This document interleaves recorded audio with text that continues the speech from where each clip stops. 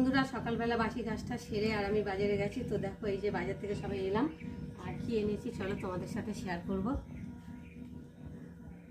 খুব তাড়াতাড়ি চলে গেছি বাজারে, 8টার সময় বাজারে চলে গেছি। তো দেখো আমি এখন বাজার থেকে কি এনেছি চলো তোমাদের সাথে শেয়ার করব।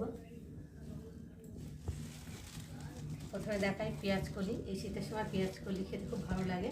তো দেখো আমি পেঁয়াজ কলিটা এনেছি, কত সুন্দর তাজা। আর এনেছি বেগুন, বেগুনের যে দাম, তা বেগুন নিয়ে এসেছি। আর এতে মাছ আছে, আর আর মাছের জন্য এই যে ধনেপাতা, আর এনেছি উচ্ছে। আচ্ছা, বেশি কিছু করলাম না, অল্প বাজার সেরে চলে এলাম। তো দেখো, আর মাছ নিয়ে এসে চলো খুলি। আবার ডবল প্লাস্টিক করে দিয়েছে আবার মাছটা, ছিঁড়ে প্লাস্টিকটা খোলাই আছে নাকি একটু মারা। দেখো আমি আজকে মাছ নিয়েছি। কী মাছ বলো তো তোমরা বলতে পারো? এগুলো হলো পার্শে মাছ। তো দেখো বন্ধুরা, পার্শে মাছ তো আমার খেতে ভীষণ ভালো লাগে।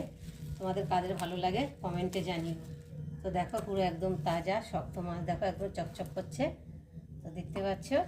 আর এখন এইগুলো মাছগুলোকে এনেছি, এখন জামা কাপড় চেঞ্জ করবো। মাছগুলো কেটে ধুয়ে পরিষ্কার করে নিয়ে এলাম। আর এখন মাছগুলোকে মাখিয়ে রাখবো। তার জন্যে নুন দিলাম, হলুদ আর লঙ্কার গুঁড়ো দিয়ে ভালো করে মাখিয়ে রাখবো। লঙ্কার গুঁড়ো দিলে তো মাছটা বেশ ভাজা ভাজা হলে ভালো লাগে, টেস্টি লাগে। তো হলুদ নুন ঢুকলে মাছের মধ্যে না নিয়ে মাছটা কেমন এলোনো এলোনো ভাব লাগে, তো টেস্ট পাওয়া যায় না। তো আজকে আমি পার্শে মাছের ঝাল বানাবো। কীভাবে বানাবো তোমরা কিন্তু দেখতে থেকো আর আমার সাথে থেকো। তো দেখো বাবা, এত ছোটো ছোটো মাছ তো কাটতে কাটতে আমার কোমর পিঠ ব্যথা হয়ে গেছে। যাই হোক, ছোটো মাছে কথাই বলে না, ছোটো যে মাছে কাঁটা বেশি সেই মাছের টেস্ট বেশি, আর ছোটো মাছ সেই মাছের টেস্ট ভীষণ। তো দেখো নুন হলুদ মাখিয়ে চলে এলাম, তাওয়া গরম হয়ে গেছে আর মাছগুলো এখন ভেজে নেব। তো আগে তেল দিয়ে ভালো করে তেলটা গরম করে নেব। দেখো তাওয়াটা এত পাতলা তো মানে খুব তাড়াতাড়ি গরম হয়ে যায়। অনেকগুলো পুরোনো তাওয়া, ফেলি না এটাকে, এটাকে এত ভালো লাগে, অল্প সময় গরম হয়ে যায় আর ভাজাভুজির দিকে খুব ভালো। তো চলো এখন আমি একে একে মাছগুলোকে দিয়ে ভালো করে ভেজে নেব।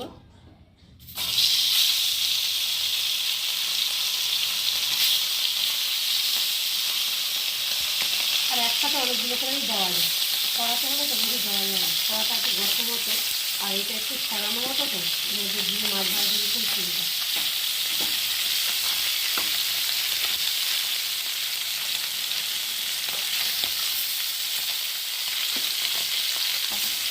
দেখো মাছগুলো ভাজি দিয়েছে আর এখন এতটা হয়েছে, মাছগুলো ভাজা হোক। ভাজা হয়ে গেছে আর এখন আমি মাছগুলোকে উল্টিয়ে নেবো। একটা হলো দেখো কীভাবে উল্টাই, একটা একটা করে উল্টিয়ে দিই।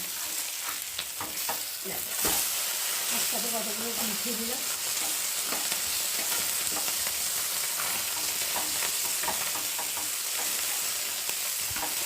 মাছ এক পিঠ হয়ে গেছে, আর এক পিঠ করে উল্টে দিয়েছি, আর এক পিঠ হয়ে গেলে একটা মাছ ভেজে তরকারি বসাতে। তো চলো আমি এখন কড়াতে তেল দেব। তেলটা গরম হবে আর আমি এখন দিয়ে দেবো কালো জিরে ফোড়নে, দেখতে পাচ্ছ।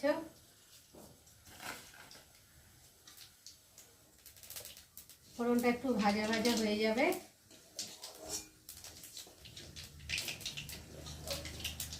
ফোড়নটা ভাজা ভাজা হয়ে গেছে আর এখন কেটে রাখা সবজিগুলো আলু বেগুনগুলো দিয়ে ভালো করে ভেজে নেব। কাঁচা লঙ্কাও দিয়েছি এর সাথে, দেখতে পাচ্ছ।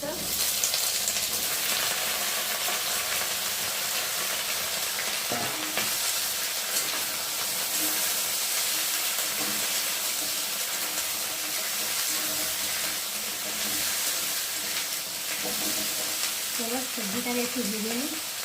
আলু বেগুনটা ভাজা ভাজা হয়ে গেছে, এখন আমি এর মধ্যে দেবো হলুদ গুঁড়ো আর দেবো লঙ্কার গুঁড়ো। লঙ্কার গুঁড়ো অল্প করে দিয়েছি, আবার দেবো নুন আর দেবো জিরে বাটা আর আদা বাটা দিয়ে মশলাটাকে ভালো করে কষিয়ে নেব।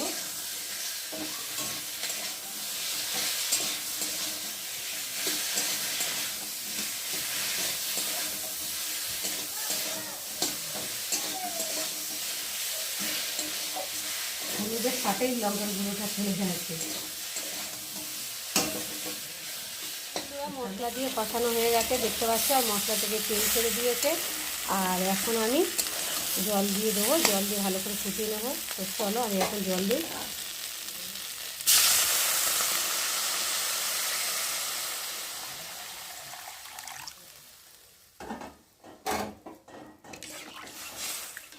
একটু খুন্তি দিয়ে ভালো করে নেড়ে নেবো।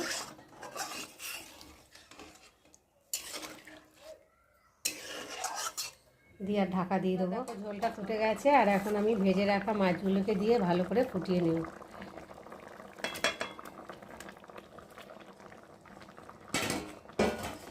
চলো খুন্তি দিয়ে একটু নেড়ে দিই।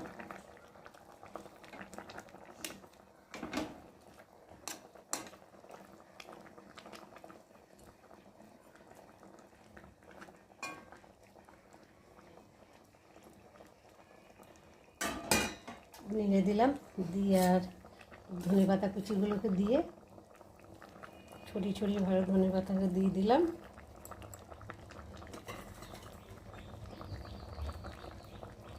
দিয়ে এবার একটু ঢাকা দিয়ে ফুটিয়ে নেব। চলো, আমার আলু বেগুন দিয়ে পার্শে মাছের রেসিপি তৈরি হয়ে গেছে। তো পার্শে মাছের রেসিপি কেমন লাগলো তোমরা কিন্তু অবশ্যই কমেন্ট করবে, আর ভালো লাগলে লাইক কমেন্ট শেয়ার করো। আর আমার চ্যানেলে যদি নতুন হয়ে থাকো তো চ্যানেলটাকে সাবস্ক্রাইব করো। তো চলো, তোমাদের সাথে দেখা হবে আবার পরের ভিডিওতে। ততক্ষণ তোমরা তোমাদের খেয়াল রেখো। চলো।